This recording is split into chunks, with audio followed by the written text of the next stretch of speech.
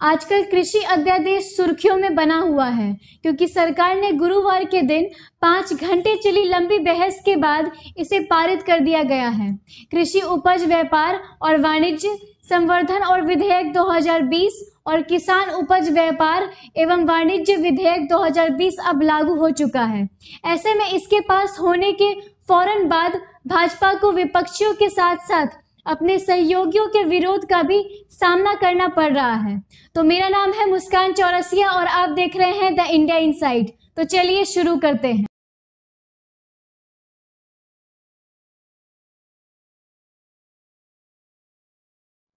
अगर बिल के विरोध की बात करें तो किसान उपज व्यापार एवं वाणिज्य विधेयक 2020 में एक पारिस्थितिक तंत्र के निर्माण का प्रावधान किया गया है, यानी एक ऐसा माहौल तैयार किया जाएगा जहां किसान और व्यापारी किसी भी राज्य में जाकर अपनी फसलों को बेच और खरीद सकेंगे। इस बिल के मुताबिक जरूरी नहीं कि आप राज्य की सीमाओं में रहकर ही फसलों की बिक्री करें, साथ ही बिक्री लाभदायक मूल्यों पर करने से संबंधित चयन की सुविधा का भी लाभ ले सकेंगे। वहीं अगर दूसरे बिल किसान मूल्य आश्वासन अनुबंध एवं कृषि सेवाएं विधेयक 2020 की बात करें तो इसके तहत कृषि समझौते पर राष्ट्रीय ढांचे को तैयार करने का प्रावधान किया गया है, यानी इसके जरिए किसानों को कृषि व्यापार में किसानों, व्यापारियों, निर्यातकों इत्यादियों के लिए पारदर्शी तरीके से सहमति बनाने वाला लाभदायक मूल्य ढांचा उपलब्ध करना है। अब जानते हैं कि तीनों विधेयक में शामिल क्या है। पहला, कृषि उपज व्यापार और वाणिज्य विधेयक 2020 के तहत किसान देश में किसी भी कोने में अपनी उपज की बिक्री कर सकेगा। अगर राज्य में उन्हें उचित मूल्य नहीं मिल पा रहा या मंडी सुविधा नहीं है तो किसान अपनी फसलों को किसी दूसरे राज्य में जाकर फसलों को बेच सकता है। साथ ही फसलों को ऑनलाइन माध्यम से भी बेचा जा सकेगा और बेहतर दाम मिलेंगे।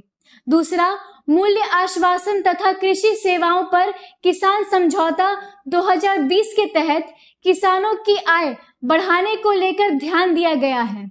इसके माध्यम से सरकार बिचौलियों को खत्म करना चाहती है ताकि किसान को उचित मूल्य मिल सके। इसके एक आपूर्ति चेन तैयार करने की कोशिश कर रही है सरकार। तीसरा, आवश्यक वस्तु 2020 के तहत अनाज, खाद्य तेल, आलू प्याज को अनिवार्य वस्तु नहीं रह गई है। इसका अब प्रखंडन किया जाएगा। इसके तहत कृषि में विदेशी निवेश को आकर्षित करने का सरकार प्रयास कर रही है।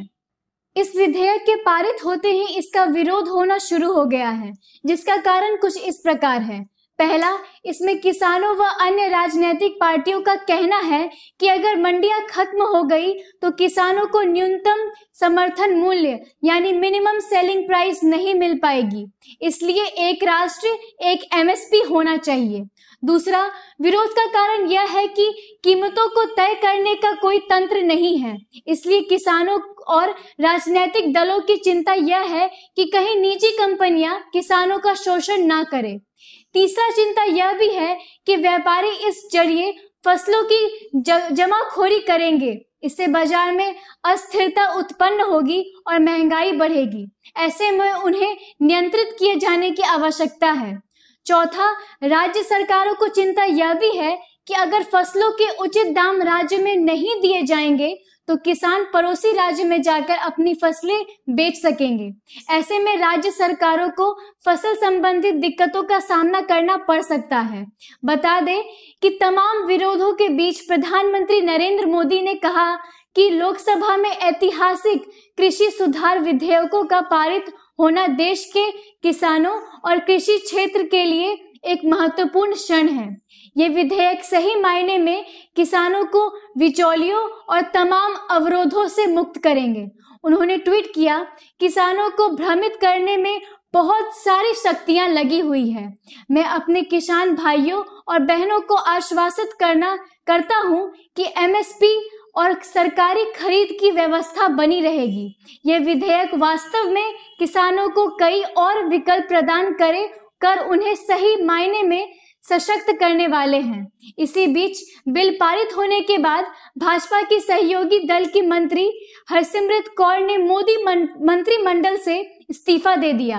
वहीं विपक्ष ने सदन से वॉकआउट कर लिया। बता दें कि इसी से संबंधित आवश्यक वस्तु बिल को मंगलवार को ही पास कर दिया जा चुका है। आज के लिए बस इतना ही। इसी के साथ मेरी वीडियो को लाइक और शेयर कर मेरी चैनल को सब्सक्राइब जरूर करें। जय हिंद।